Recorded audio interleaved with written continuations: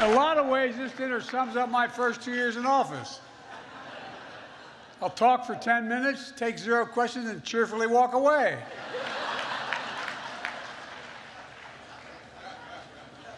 Yeah, I know. I just announced my re-election campaign. Some of you scooped that I'd announced in the video. But really, you really all thought in your heart that I just blurted out, didn't you? We tried. And look, I get that age is a completely reasonable issue. It's on everybody's mind.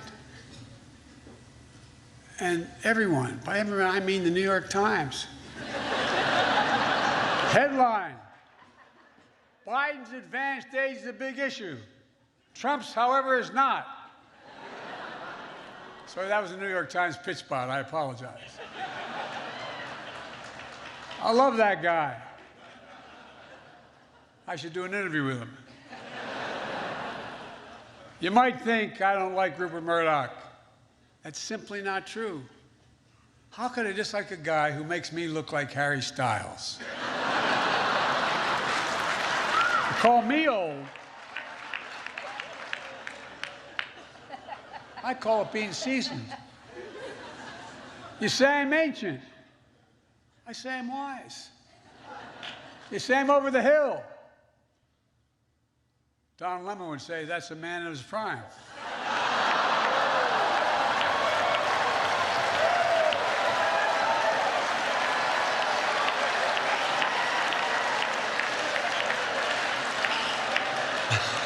Folks, it's wonderful to be back here again, proving I haven't learned a damn thing. I want everybody to have fun tonight, but please be safe. If you find yourself disoriented or confused, it's either you're drunk or Marjorie Taylor Greene.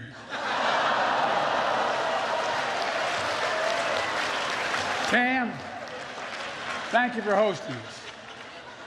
I love NPR.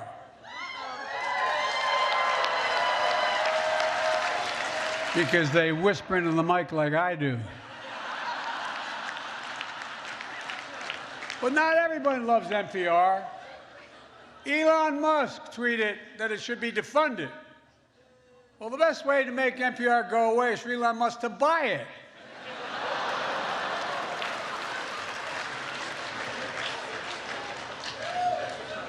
it. And that's more true than you think, anyway. This dinner is one of the 2 great traditions in Washington. The other one is underestimating me and Kamala. Well, but the truth is, we really have a record to be proud of. Vaccinated the nation, transformed the economy, earned historic legislative victories and midterm results, but the job isn't finished. I mean, it is finished for Tucker Carlson. What are you wooing about like that? Like you think that's not reasonable? Give me a break. Just give me a break. Look, like I often say, don't compare me to the almighty, compare me to the alternative. We added 12 million jobs. That's just counting the lawyers that defended the president. Had Ron DeSantis, I had a lot of Ron DeSantis jokes ready. But Mickey Mouse beat the hell out of me, got there first. Now look, can't be too rough on the guy. After his re-election as governor, he was asked if he had a mandate. He said, hell no, I'm straight.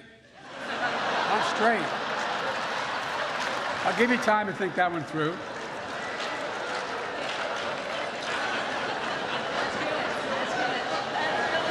You got it? Look, y'all keep reporting my approval rating is 42%. But I think you don't know this. Kevin McCarthy called me and asked me, Joe, what the hell's your secret?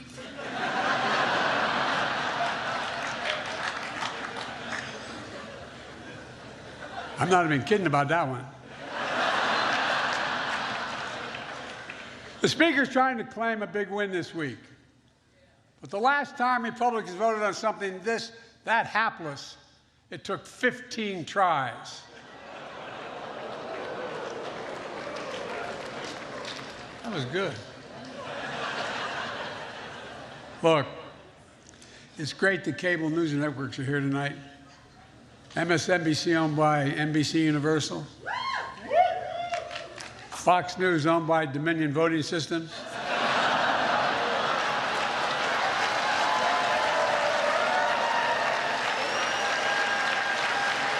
Last year, your favorite Fox News reporters were able to attend because they were fully vaccinated and boosted.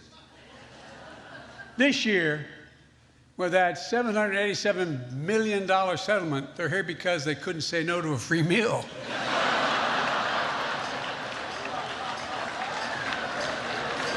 And hell, I'd call Fox honest, fair, and truthful, but then I could be sued for defamation.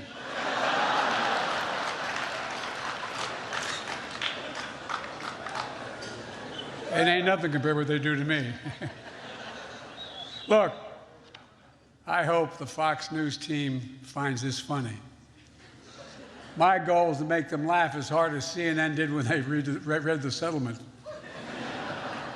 But then again, CNN was like, wow, they actually have $787 million?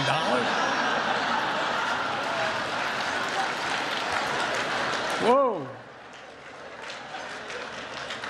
Folks, I go where people are, The Daily Show. Roy's a great guy. He once dubbed me the Jay-Z of Delaware. Don't let that look in your face, you did. Tonight he asked me to keep it short, even offered me $10 if I'd keep it under 10 minutes. That's a switch, a president being offered hush money.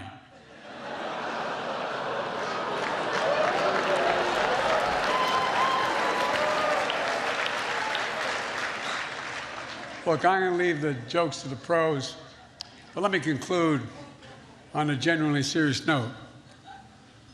Roy was born in Birmingham, Alabama. He graduated from a great HBCU, Florida A&M. He started in journalism to follow in the footsteps of his father, Roy Wood Sr., who covered the civil rights movement. During Black History Month this year, I hosted the screening of the movie Till. The story of Emmett Till and his mother is a story of a family's promise and loss and a nation's reckoning with hate, violence, and abuse of power. It's a story that was seared into our memory and our conscience, the nation's conscience, when Mrs. Till insisted that an open casket for her murdered and maimed 14-year-old son be the means by which he was transported. She said, "Let the people see what I've seen." The reason the world saw what she saw was because of another hero in this story, the black press. That's a fact. Jet Magazine, the Chicago Defender, and other black radio and newspapers were unflinching and brave in making sure America saw what she saw. And I mean it.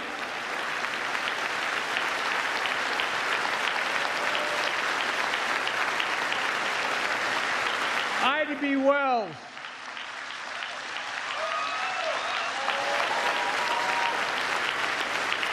Wells once said, and I quote, "The way to right wrongs is to turn the light of truth upon the wrongs.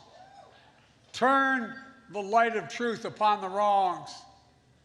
That's the sacred view, in my view. That's the sacred charge of a free press, and I mean that. That's what someone we still miss so much, who you honored posthumously tonight, stood for, Gwen Ifill. You know, she was among the very best we talked about at the table. She moderated my first debate for vice president and was a trusted voice for millions of Americans. Gwen understood the louder the noise, the more it's on all of us to cut through the noise to the truth. The truth matters. As I said last year at this dinner, a poison is running through our democracy and parts of the extreme press. Truth buried by lies, and lies living on as truth. Lies told for profit and power. Lies of conspiracy and malice, repeated over and over again, designed to generate a cycle of anger, hate, and even violence. A cycle that emboldens history to be buried, books to be banned, children and families to be attacked by the state, and the rule of law and our rights and freedoms to be stripped away. And we're elected representatives of the people are expelled from state houses for standing for the people. I made clear that we know in our bones, and you know it too, our democracy remains at risk. But I've also made it clear, as I've seen throughout my life, it's within our power, each and every one of us, to preserve our democracy. We can, we must, we will. I'd like to make a toast, if I had a glass.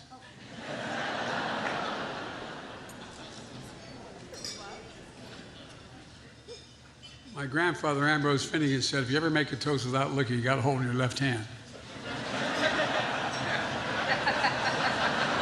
Y'all think I'm kidding, I'm not. I'm probably the only Irishman ever met who's never had a drink in his life. Anyway, I'd like to make a toast, seriously.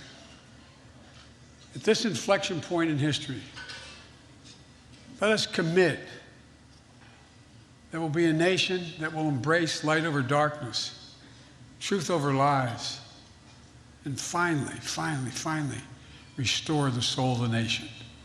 Hear, hear. Ladies and gentlemen, can I give you that? Yes. I'm going to turn this over to Roy.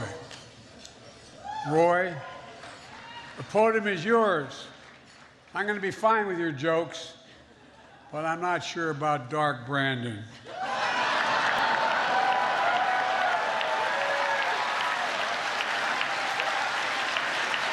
It's all yours, pal.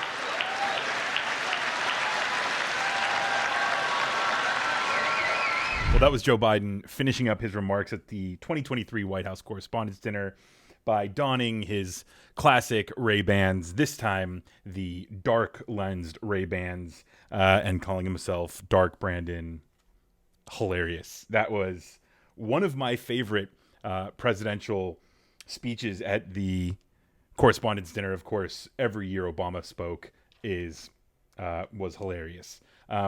A couple of my favorite jokes included him talking about how Rupert Murdoch makes him look like Harry Styles. Oh, man, that was one of the first jokes he made, and that I was laughing out loud. That was so good. And then he went on to attack Elon Musk. It's great when you've got a president who's willing to just make fun of billionaires, right? And then he just slammed Tucker Carlson. Your job is done. Just fantastic. Also, talked about Marjorie Taylor Greene being drunk and confused. Oh, Joe, you're speaking right to my heart, man. Of course, Fox News being owned by Dominion, and then CNN being surprised that Fox News even has $787 million. Classic. I will say, I think his remarks about Rupert Murdoch making him look like Harry Styles was probably my favorite joke. If you guys want to let me know what your favorite joke was. And then also, if you've got like another idea for one of your best presidential speeches at a Correspondents' Dinner, this one is up there. I thoroughly enjoyed Biden's remarks.